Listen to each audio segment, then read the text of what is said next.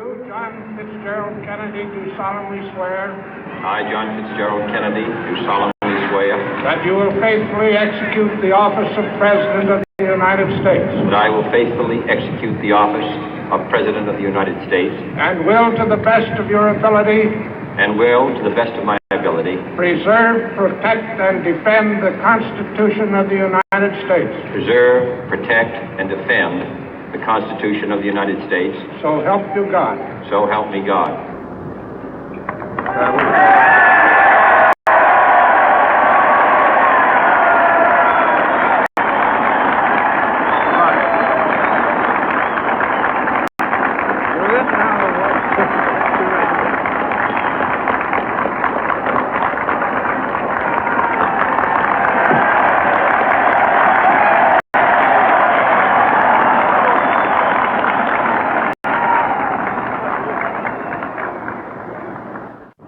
Vice President Johnson, Mr. Speaker, Mr. Chief Justice, President Eisenhower, Vice President Nixon, President Truman, Reverend clergy, fellow citizens. We observe today not a victory of party, but a celebration of freedom, symbolizing an end as well as a beginning, signifying renewal as well as change. For I have sworn before you and Almighty God the same solemn oath our forebears prescribed nearly a century and 3/4 ago.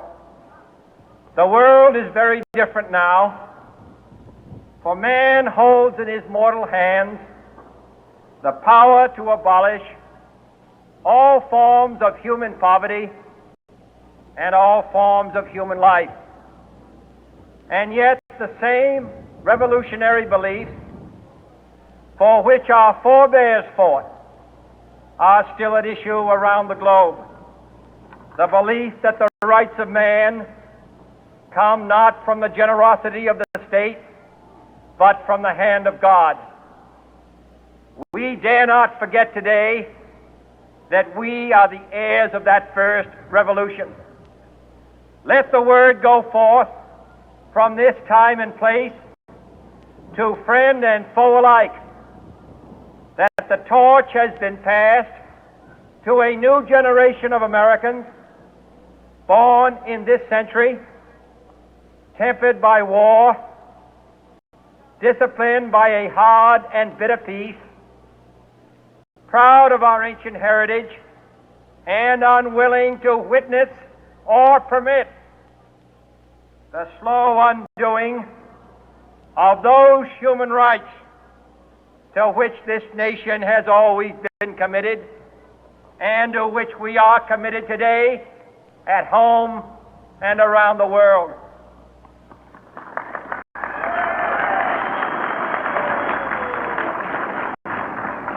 Let every nation know, whether it wishes us well or ill, that we shall pay any price, bear any burden, meet any hardship, support any friend, oppose any foe to assure the survival and the success of liberty.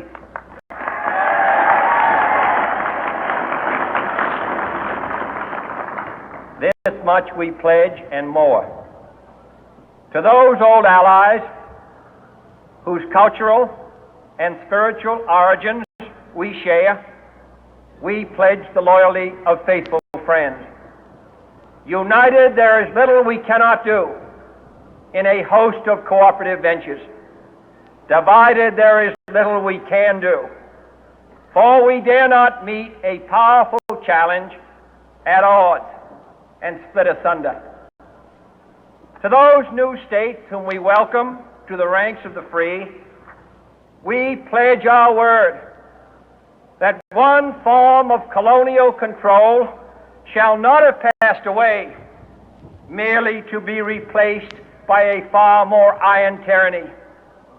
We shall not always expect to find them supporting our view, but we shall always hope to find them strongly supporting their own freedom, and to remember that in the past, those who foolishly sought power by riding the back of the tiger ended up inside.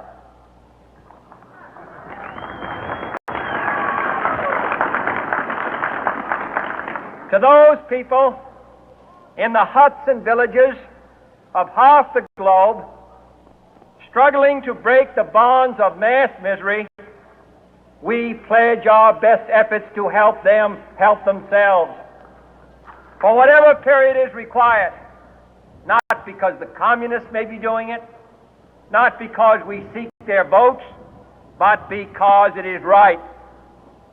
If a free society cannot help the many who are poor, it cannot save the few who are rich.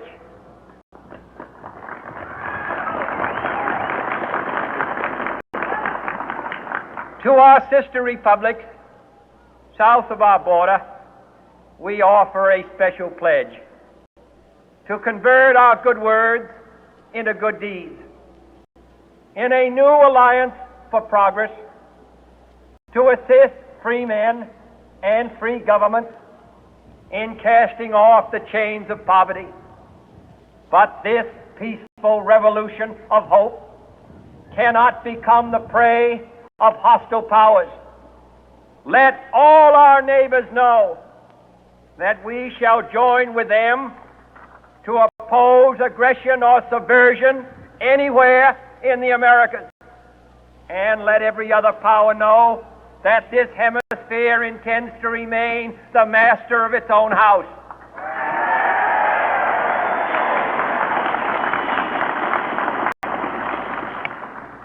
To that World Assembly of Sovereign States, the United Nations, our last best hope, in an age where the instruments of war have far outpaced the instruments of peace, we renew our pledge of support to prevent it from becoming merely a forum for invective, to strengthen its shield of the new and the weak, and to enlarge the area in which its writ may run. Finally, to those nations who would make themselves our adversary, we offer not a pledge, but a request that both sides begin anew the quest for peace. Before the dark powers of destruction, unleashed by science, engulf all humanity in planned or accidental self-destruction, we dare not tempt them with weakness, for only when our arms are sufficient beyond doubt can we be certain beyond doubt that they will never be employed.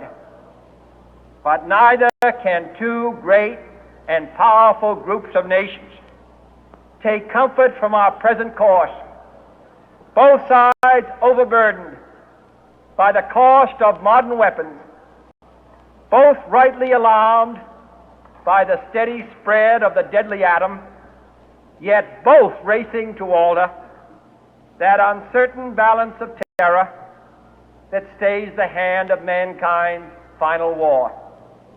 So let us begin anew, remembering on both sides that civility is not a sign of weakness, and sincerity is always subject to proof. Let us never negotiate out of fear, but let us never fear to negotiate.